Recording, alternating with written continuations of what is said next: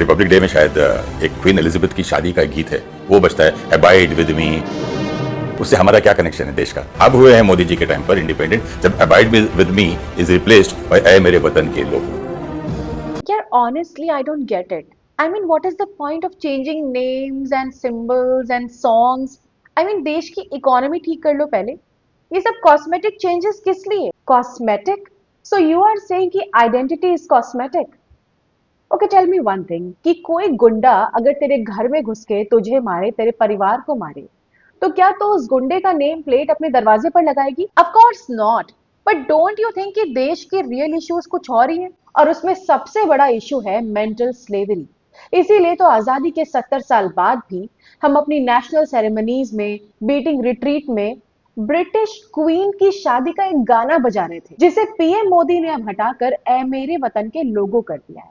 और तुम्हें ये सब कॉस्मेटिक लग रहा है, बट इससे होगा क्या? क्या फायदा है इसका?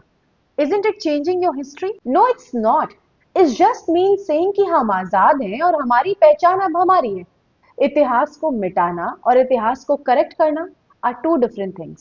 For example, बिहार का बख्तियारपुर, जिसका नाम रखा गया बख्तियार खिलजी के ऊपर, जिसने ना सिर्फ नालंदा विश्वविद्यालय को जलाया, बल्कि हजारों स्कॉलर्स को मारा और दुनिया की सबसे बड़ी ज्ञान परंपरा को मिटा दिया। और आज हम जाने अनजाने उस खूनी हत्यारे को ऑनर कर रहे हैं। कैसे?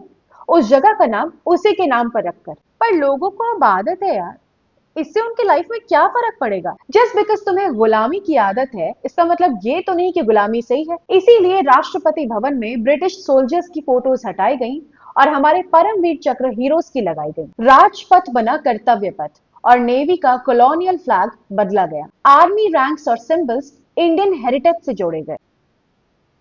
असली नेशन बिल्डिंग तो तब होगी ना, जब इस देश की जनता को उनके कॉलोनियल हैंगओवर से बाहर निकाला जाए, जब आजादी सिर्फ कॉन्स्टिट्यूशन में नहीं, आपके कॉन्शियंस में भी हो, जब अपने देश पे गर्व महसूस करने के लिए आपको वेस्ट के वैलिडेशन की जरूरत ना पड़े। And I think nobody could have done it better than PM Modi.